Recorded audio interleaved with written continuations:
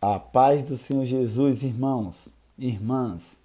Estamos aqui para mais uma aula e chegamos ao fim, do terceiro trimestre de 2022.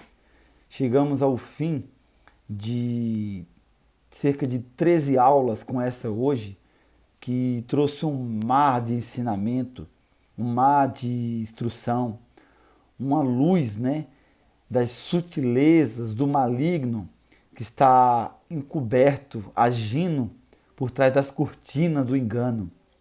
E nós estamos aqui para mais essa aula, lição número 13. E antes de dar início na aula, irmãos, eu quero aqui agradecer primeiramente a Deus e a todos os irmãos que estão vendo, que estão seguindo o canal.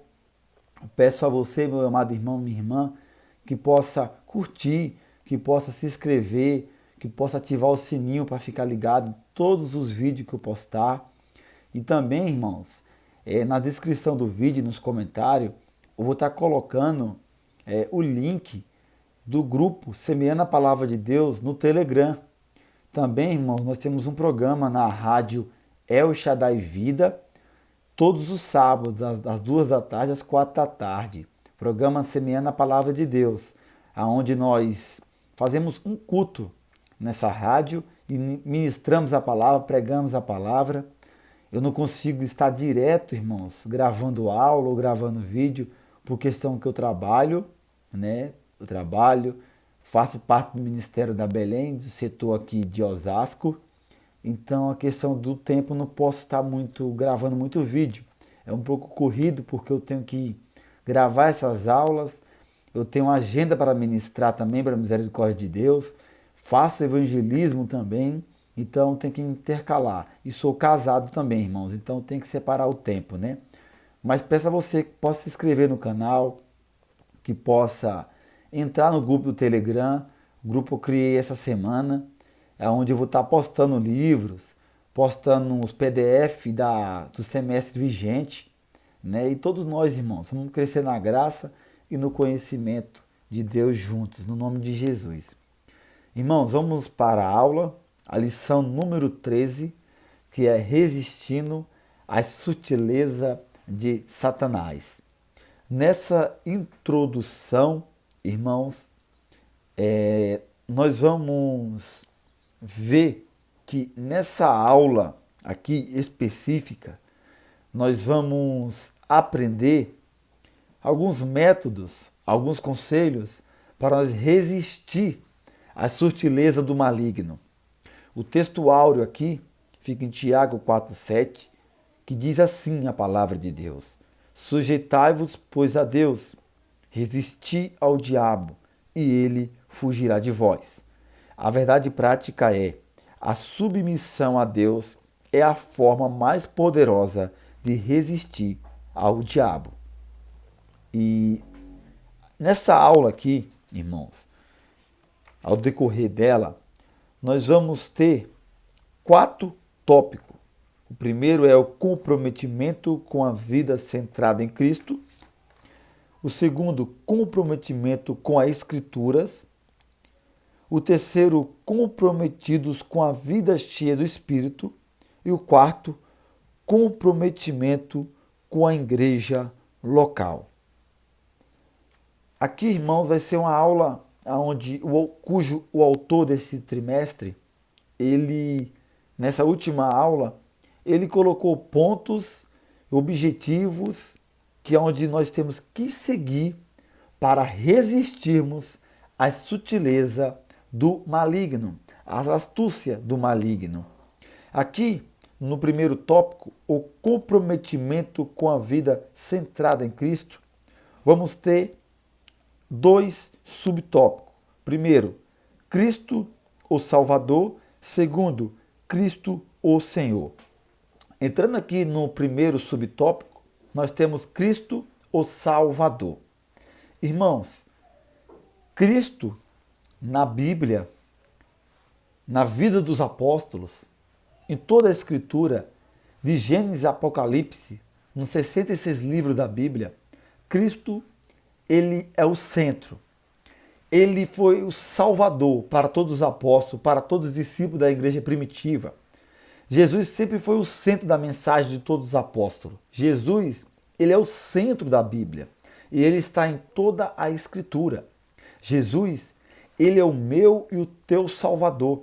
Jesus é o centro de tudo. Podemos ver isso em cada livro da Bíblia, irmãos.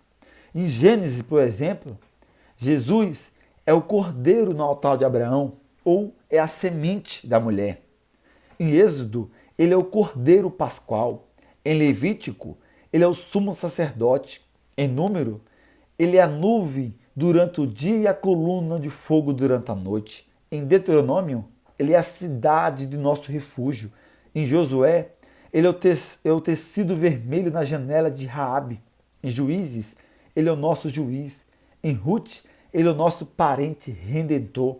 Em 1º e 2º Samuel, ele é o nosso profeta confiável. Nos livros de Reis e Crônica, ele é o nosso soberano. Em Esdra, ele é o nosso escriba fiel.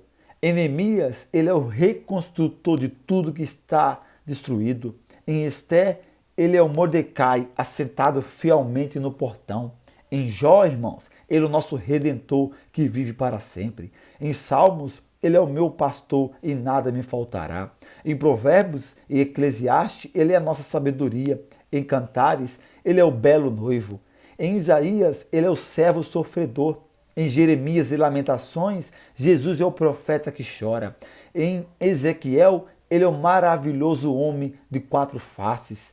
Em Daniel, ele é o 4º homem na fornalha. Em Oséias, ele é o amor sempre fiel. Em Joel, ele nos batiza com o Espírito Santo e com fogo. Em Amos, ele leva nossos fardos. Em Obadias, ele é nosso Salvador.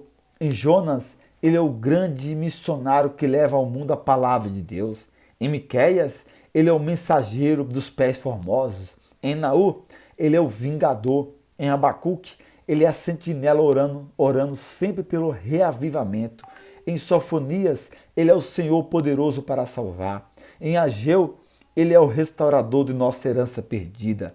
Em Zacarias, é a nossa fonte. Em Malaquias, ele é o Filho da Justiça com a cura em suas asas. Em Mateus, ele é o Cristo, o Filho do Deus vivo. Em Marco, ele é o operador de milagres. Em Lucas, ele é o Filho do homem. Em João, ele é a porta pela qual todos devem passar. Em Atos, é a luz brilhante que aparece a Saulo no caminho de Damasco. Em Romanos, ele é a nossa justificação. Em Coríntios, ele é a nossa ressurreição, o que leva nossos pecados. Em Gálatas, ele nos redime da lei. Em Éfesos, ele é a nossa riqueza insondável. Em Filipenses, ele supre todas as nossas necessidades. Em Colossenses, ele é a plenitude do Deus encarnado. Em Tessalonicenses, ele é o nosso rei que virá.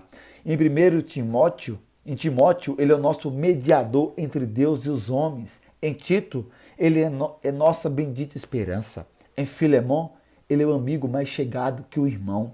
Em Hebreus, ele é o sangue do pacto eterno. Em Tiago, ele é o Senhor que cura o doente. Em Pedro, ele é a pedra viva. Nos livros de João, as cartas de João, 1º, 2º, 3º João, Jesus tem a ternura do amor. Em Judas, ele é o Senhor que vem com milhares de santos.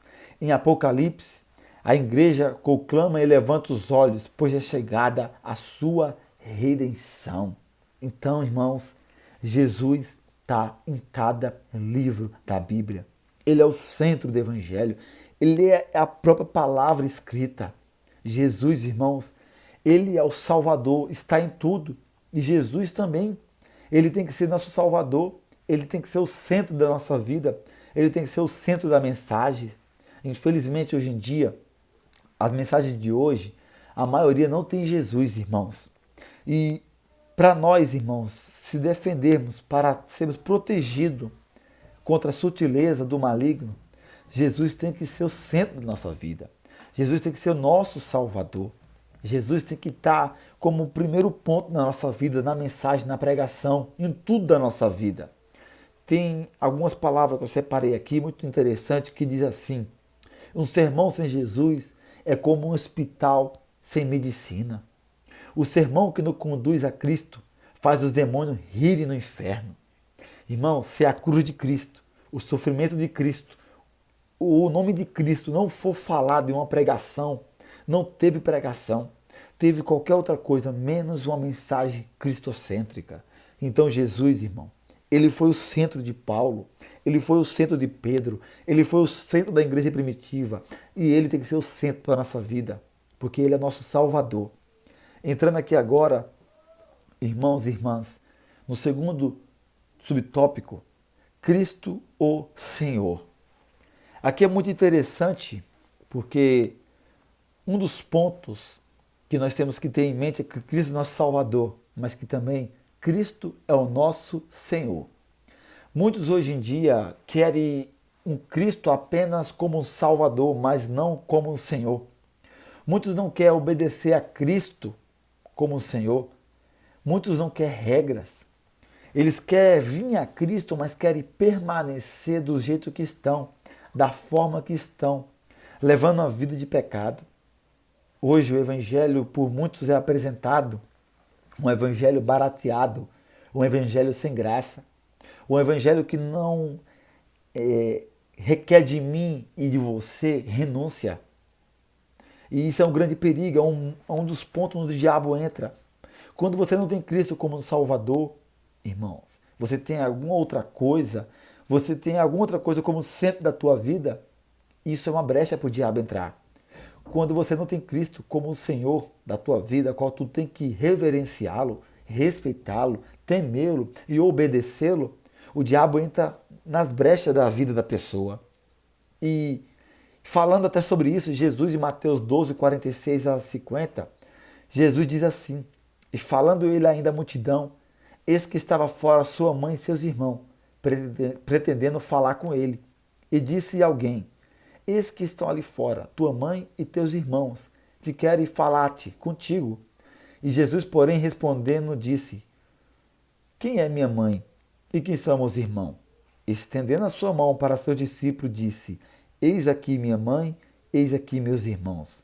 Porque qualquer que fizer a vontade de meu Pai que está no céu, esse é meu irmão, irmã e mãe. Irmãos, temos que obedecer a Deus. Temos que andar nos padrões de Deus. Nós temos que renunciar. Nós temos que mudar a atitude, mudar comportamento, mudar jeito, mudar a forma de pensar, mudar a forma de agir. Nós temos que nos moldar o padrão de Deus e a vontade de Deus para a nossa vida. Só que, infelizmente, vemos hoje em dia milhares de pessoas sendo batizadas, mas não mudaram de vida. Essas pessoas estão tomando banho, não estão sendo transformadas pela palavra verdadeiramente. Pessoas que não tiveram mudança de vida, como aquelas pessoas, como aquele versículo de Lucas 6,46 diz, e por que me chamas Senhor, Senhor, se não fazes o que eu te digo? Muitos chamam Jesus de Senhor, Senhor, mas não obedecem à palavra. Não tem mudança, não tem fruto. E tem uma palavra de um pregador americano, Paul Washer, que ele diz assim, Paul Washer, é um nome meio complicado, irmão. Ele diz assim, o falso evangelho faz com que o porco se sinta confortável, acreditando que é ovelha, enquanto continua rolando na lama. Vou passar para você aqui agora duas imagens. Uma é de um brasileiro, conhecido como MC Guimê, e outro, um americano. Aquele jovem que cantou há pouco tempo aqui no Brasil, vi as reportagens falando sobre ele no Rock in Rio, o Justin Bieber, aonde ele fala de Jesus, mas depois começa a cantar música da apologia à maconha. E a coisa que pouco sabe é que ele tem uma empresa de maconha nos Estados Unidos, num local que pode vender droga lá. E ele tem uma empresa de maconha. Então é pessoas que continuam no mundo com as mesmas práticas, porém falando de Jesus não tem transformação nenhuma. O outro, o MC Guimê, se batizou, tomou um banho, vamos falar a verdade, e logo após isso aí, ele viu uma festa na casa dele. Isso aí faz um tempo já. Mas ambos não tiveram transformação, não tiveram mudança de vida. As pessoas acham que é salvo, se levanta a mão na igreja, se fala aceitar Jesus, ele vai lá na frente e fala e acha que está salvo por causa disso. Irmãos, uma pessoa salva, ela tem frutos, ela tem mudança. Cristo chama a pessoa do mundo para vir a Ele, mas para não permanecer com as práticas do mundo, tem que ter transformação. Se não teve transformação, nunca foi salvo. Se continua nas práticas mundanas, as práticas do mundo, essa pessoa nunca conheceu a Cristo, nunca foi transformada. Você vai ver agora a imagem de ambos, no batismo de ambos. E você pode pesquisar sobre eles, irmãos. Veja rápido essas imagens. Esse é o MC Guimê no seu batismo. E esse é o americano no seu batismo que ocorreu nos Estados Unidos um tempo atrás. Vimos, irmãos, as duas imagens, né? Duas pessoas que foram batizadas, que não teve um discipulado, que não teve a instrução de um pastor, e a culpa disso tudo é desses dois pastores aí, que deram banho em duas pessoas, porque não teve transformação alguma, mudança de vida alguma.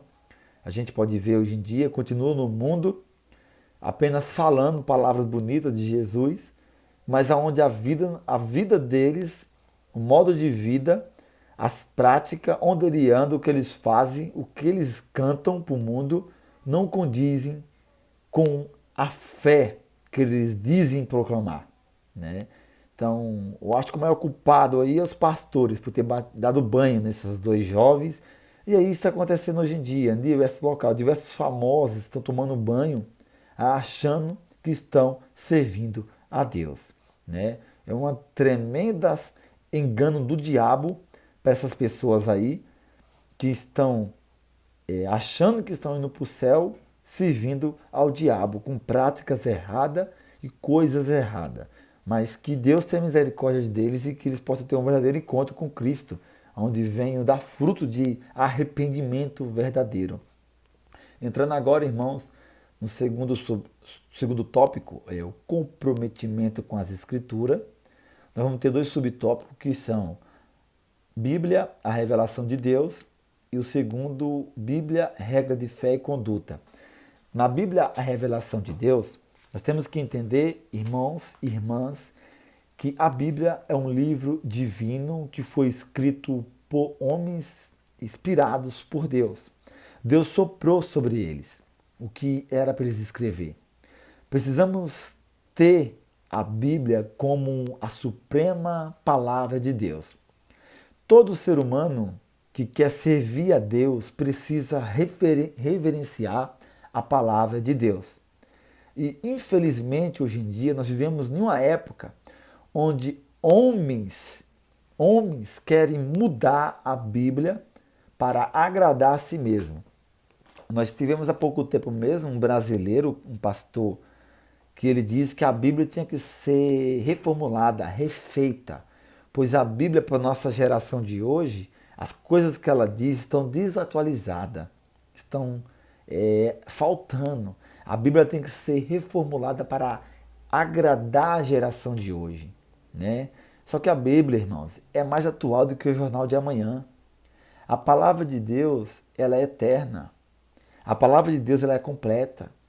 Se a Bíblia contesse erro, contesse falha, não fosse a revelação de Deus verdadeiramente, nós poderíamos rasgar ela, irmão, porque ela não servia para nada. Mas a Bíblia, ela é atual, ela é eterna, ela é verídica. A Bíblia é inerrante, a Bíblia é infalível. A Bíblia ela contém o como precisa. A Bíblia é a água da vida, é o maior tesouro que o ser humano pode ter.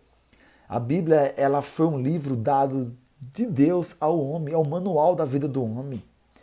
E a própria apóstolo Paulo, irmão, ele diz algo muito importante, né, da palavra de Deus, em Gálatas 1, 8 e 9, sobre o evangelho, é o que Paulo diz. Mas ainda que nós mesmos, ou o anjo do céu, vos anuncie outro evangelho, além do que já tenha anunciado, seja anátema. Assim como já vós dissemos, agora de novo vós digo, se alguém vos anunciar outro evangelho, além do que já recebeste, seja anátema. Esse evangelho, irmão, é a palavra de Deus, é a Bíblia de Gênesis e Apocalipse. Não podemos acrescentar nada à Bíblia e nem retirar nada da Bíblia. A Bíblia é completa, ela é a revelação de Deus para nós. Martinho Lutero entendeu isso. Ele diz uma frase muito linda, que Lutero diz assim: qualquer ensinamento que não se enquadre nas Escrituras deve ser rejeitado, mesmo que faça chover milagre todos os dias. Irmãos, quem despreza a palavra de Deus está desprezando o Deus da palavra. Deus não tem compromisso com quem não tem compromisso com a sua palavra, irmãos. E nós temos que fazer aquilo que está em Atos 17, 10 e 11, que os bereanos fizeram enquanto Paulo ministrava. E logo os irmãos enviaram de noite Paulo e Silas a Bereia. E eles, chegando lá, foram à sinagoga dos judeus. Ora, estes foram mais nobres do que os que estavam em Tessalônica, porque de bom grado receberam a palavra, examinando cada dia nas Escrituras se essas coisas eram assim. Irmãos, a palavra de Deus, ela é a revelação para nós, a maior revelação. Nós não temos que ter uma revelação de um anjo. Um pastor teve uma visão. As maioria das seitas, irmão, que existem hoje em dia, elas vêm dizendo que teve uma nova revelação. Um anjo apareceu para mim, mostrou algo assim, assim, para nós fazer. Eu estava dormindo, algo apareceu. Irmão, se teve uma visão de um tal de anjo, qualquer coisa desse tipo, e aquilo que você teve está indo contra a Bíblia, você fazer práticas e coisas que hoje em dia não precisa ser mais feito, não foi anjo não, irmão, foi o demônio que apareceu a você. Porque o diabo se transfigura em anjo de luz, irmão. O diabo é sujo. Tem a Bíblia como prioridade na tua vida. Tem a palavra de Deus como bússola para você. Tem a palavra de Deus como única regra de fé e prática para você. E sua vida vai prosperar. A sua fé será centrada verdadeiramente. Aqui agora, no segundo subtópico do segundo tópico, comprometidos com a Escritura. Esse é o ponto, irmão. Para você não ser seduzido pelo diabo, ser enganado pelo diabo, a Escritura tem que estar centrada na sua vida também. A Bíblia, irmão. Não tem outro meio de você conhecer mais do Evangelho, mais dos caminhos de Deus, se não for pela Bíblia. É a palavra de Deus que tem tudo aquilo que nós necessitamos e precisamos estar nela. Leia bons livros, bons autores cristãos, mas sempre tem a Bíblia, irmão, como a prática, como a regra. E aqui, nesse segundo subtópico, a Bíblia, regra de fé e conduta. E é isso, irmão. Se você não tiver a Bíblia como a revelação de Deus para você, se não crer, a Bíblia tem falhas, a Bíblia tem erros, então provavelmente a tua vida não vai estar centrada numa regra de fé e conduta conforme a Bíblia ensina. A Bíblia é a nossa regra de fé e conduta. Se a Bíblia deixa de ser a revelação de Deus para alguém, então o que a Bíblia diz sobre a fé e sobre a conduta deixa de fazer sentido.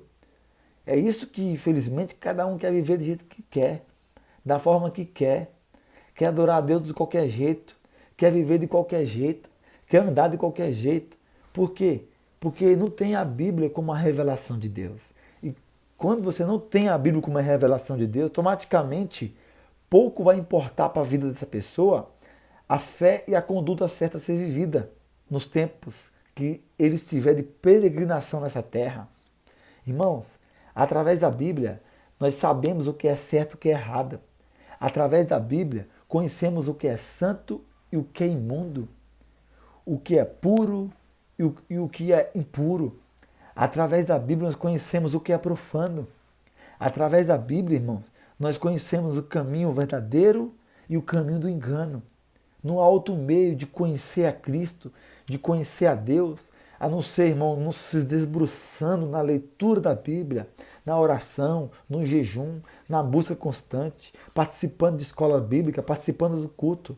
A fé vem pelo ouvir, e ouvir da palavra de Deus, irmãos. E entrando agora no terceiro tópico, comprometidos com uma vida cheia do Espírito. Veja, o primeiro tópico dessa última lição foi comprometido com a vida sentada em Cristo. Nós temos que ter Cristo como Salvador na nossa vida. Sabemos que Ele nos salvou, Ele nos comprou, Ele pagou o preço pela nossa vida. Nós temos que ter Cristo como Senhor, nós temos que obedecer a Cristo, reverenciar a Cristo. E segundo tópico, nós temos que ser comprometidos com a Escritura. Quem não tem comprometimento com a palavra de Deus, irmão, o Deus da palavra não tem compromisso com ele, não. Você tem que ter a Bíblia como base da tua vida, como regra de fé e conduta. E aqui agora no terceiro tópico é comprometidos com a vida cheia do Espírito. E vamos ter dois subtópicos. Primeiro, o Espírito Santo no plano da redenção. Irmão, o que nós temos que entender, o que a igreja de hoje tem que entender, o Espírito Santo, ele é o agente da salvação. Sem ele nada podemos fazer. Você pode fazer campanha, você pode fazer o que for na tua igreja, não sei o que lá, não sei o que lá mais. Mas, irmão, se o Espírito Santo não quiser, nada acontece. Hoje nós temos o culto da vitória na segunda, né, muitas vezes, culto da libertação na terça, culto da prosperidade na quarta, derrubando as muralhas na quinta, batismo do Espírito Santo na sexta. Irmãos, eu e você não controlamos a agenda do Espírito. O Espírito Santo age quando ele quer, na hora que ele quer. Ele não se prende a mim e nem a você. O Espírito Santo sopra onde ele quer, no momento que ele quer e da forma que ele quer. Pois, irmão, o Espírito Santo não se prende a mim, não se prende a você. E em João 16, 8, 11, Jesus disse, e quando ele vier, convencerá o mundo do pecado e da justiça e do juízo. Convencerá o mundo do pecado, da justiça e do juízo. Do pecado porque não creram em mim, da justiça porque eu vou para o meu Pai e não me vereis mais, e do juízo porque já o príncipe desse mundo está julgado. Então, irmãos, o Espírito Santo, ele age na vida das pessoas, ele opera a salvação na vida das pessoas. O Espírito Santo, ele está no plano da redenção.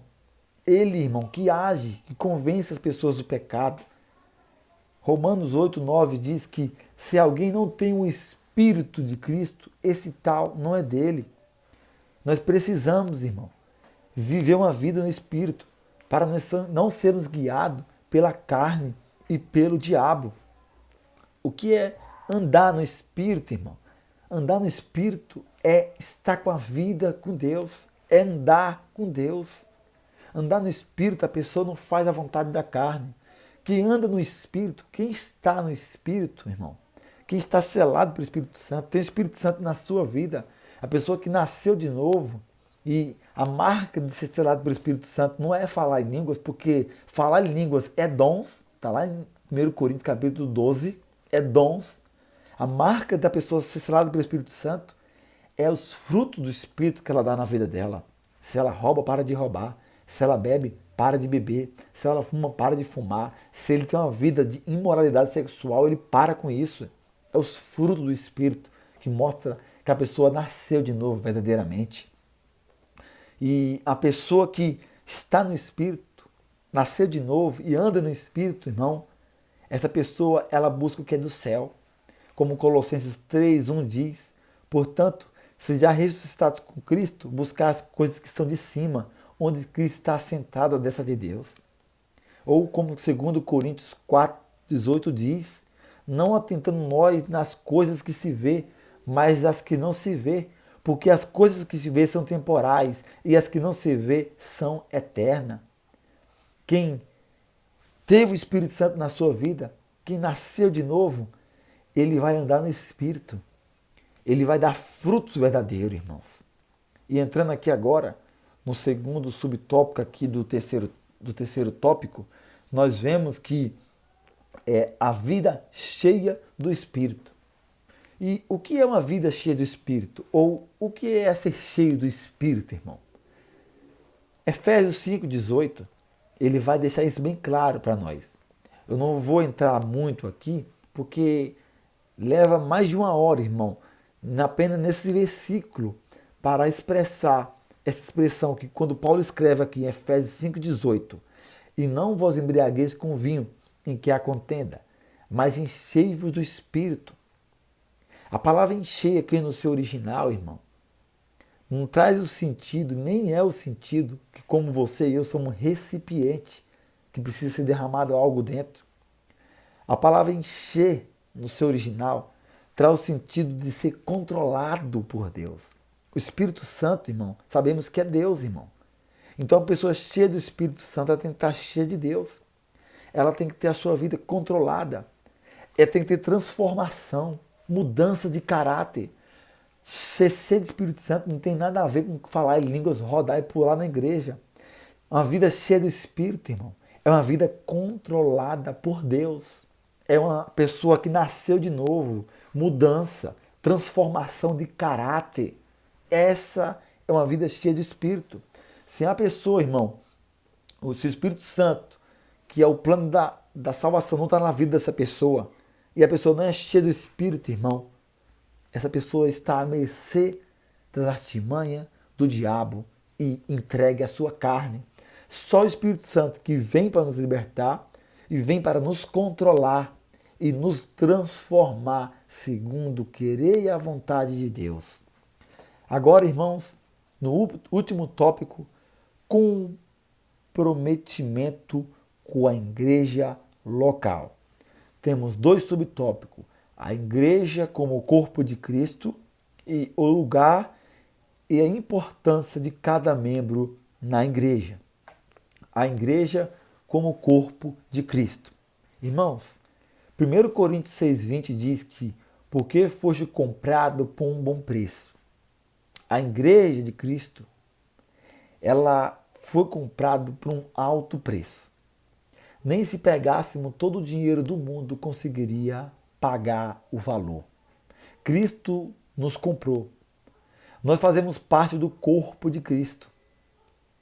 E esse corpo, irmão, ele não é formado por uma parede, por um templo. O corpo de Cristo, a sua igreja, é formada por mim, por você. E só faz parte do corpo de Cristo quem está ligado ao corpo. Não tem como amar o noivo e desprezar a noiva, a sua igreja, irmão. Um membro fora do corpo é um membro amputado. E um membro amputado, ele morre. E isso é engraçado que até a medicina ensina isso. Na própria medicina diz que, em casos de braços ou mãos que foram arrancadas, o limite é de 6 horas, segundo os médicos. Já quando se perde um dedo ou parte dele, por exemplo, o limite aumenta para 20 horas. Se esse membro do nosso corpo for arrancado, não for colocado em tal tempo de hora novamente, enraizado, irmão, ele morre. Mesma coisa é nós. Igreja não se faz com esse termo hoje em dia, desengrejado. Deus está no meu coração, não preciso frequentar a igreja. Isso é o maior engano do diabo para a vida das pessoas. Quem pensa assim, está morto em si mesmo, na frieza espiritual. Ninguém vive sozinho. Igreja não faz sozinho. A igreja, a palavra de Deus mostra, não é templo aqui, é reunião. E você, irmãos, vê na igreja antigamente, primitiva, se reunia nas casas, nos lares, né? E hoje, aqui no Brasil, pelo menos, graças a Deus, temos os templos, nossas igrejas, nós congregamos para louvar a Deus, agradecer a Deus e fazermos a obra dele, tanto dentro da igreja, que é servindo uns aos outros, né? Conforme Deus abençoa com os dons espirituais, para fortalecer o seu corpo, irmão. Dentro da igreja nós se fortalecemos, irmãos. O irmão prega, o irmão louva, o irmão deixa um testemunho, e isso aumenta a nossa fé, fortalece nós na presença de Deus, irmãos. Então, nós fazemos parte do corpo de Cristo. Um dos maiores enganos hoje em dia é o diabo soprar no ouvido, aonde quer tirar você do corpo da igreja, da congregação. Entrando aqui no segundo subtópico, o lugar e a importância de cada membro na igreja. Irmãos, cada um, eu, você que está me ouvindo, todos nós somos importantes para o corpo de Cristo. Cada um, desde o irmão que fica ali recebendo o irmão, o obreiro que fica na porta recebendo os irmãos, desde o irmão que colhe oferta, desde o irmão que prega, desde o pastor, todos nós, irmão, somos importantes dentro da igreja, cada membro, irmão. 1 Coríntios 12, verso 12 ao 14, diz assim: porque assim como o corpo é um e tem muitos membros, e todos os membros, sendo muitos, são um só corpo, assim é Cristo também. Pois todos nós fomos batizados em um Espírito, formando um corpo, que é judeu, que é grego, que é servos, que é livre, e todos temos bebido de um Espírito, porque também o corpo não é um só membro, mas muito. Então, cada pessoa é de grande importância na obra de Deus. O que prega, o que louva, o membro que está sentado, que foi ouvir a palavra, que está contribuindo com a sua oferta, com o seu dízimo. Todos nós, irmão, contribuindo para o corpo de Cristo, para a igreja, para o crescimento saudável, para o avanço do Evangelho de Deus. A artimanha do diabo hoje em dia, irmãos, é fazer isso aqui, ó. Isso que eu acabei de ler, de cada tópico. A artimanha do diabo é fazer com que você não olhe para Cristo como Salvador, como Senhor. A artimanha do diabo é fazer com que você não tenha a Bíblia como base para a sua vida. A artimanha do diabo é fazer você se esquivar do Espírito Santo. A artimanha do diabo é fazer você se afastar da igreja. Então, todos esses pontos que o diabo quer fazer você ir contra, não ser a favor, você tem que ser a favor. Como todos esses 4 tópicos aqui agora. Porque senão, irmão, nós vamos ser presas fáceis do maligno. Então, que essa aula, última aula que se encerrou, né, do louva a Deus por isso, agradeço a Deus, que nós aprendemos muito, eu mesmo aprendi muito, eu louvo a Deus por isso, louvo a Deus pela tua vida, se você assistiu até agora, e que nós, irmão, vamos focar, nos apegar na cruz de Cristo, orarmos a Deus, pedirmos misericórdia a Deus, pedir para o Espírito Santo nos sondar, nos purificar, nos santificar, para nós continuarmos firmes no caminho do Senhor. E que a graça do Senhor esteja conosco diariamente, irmão. E que o Espírito Santo de Deus esteja nos guiando. E que Jesus, irmão, sempre esteja ao nosso lado. Como ele esteve com Pedro, intercedeu pela vida de Pedro quando o diabo queria peneirar Pedro e todos os outros apóstolos. Irmãos, que Deus abençoe a vocês no nome de Jesus. Amém?